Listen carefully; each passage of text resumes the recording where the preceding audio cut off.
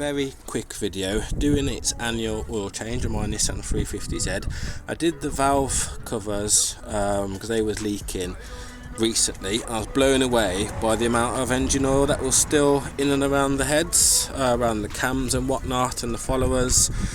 So this year I decided to do a flushing oil change, just to try and drag out some of the crap that is ultimately always going to be there in an oil change. So this one empty, that's what I've just flushed through the car. I've got this one to put in, so take out half a litre and I can just chuck the rest in. That's the old oil filter that's come off, that's the new one that's now on the car.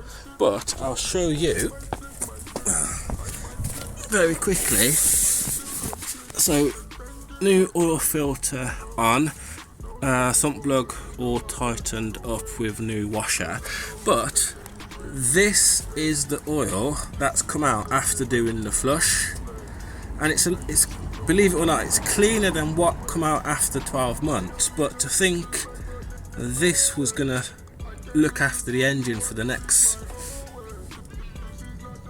12 months, and it's not horrendous, but it's still black.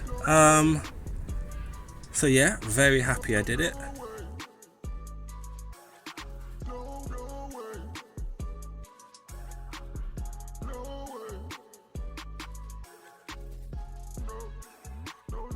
Following on from the oil change and the flush, just gone to check the oil level, see if it's where it needs to be. I've put 4.5 in, but look how clean this is.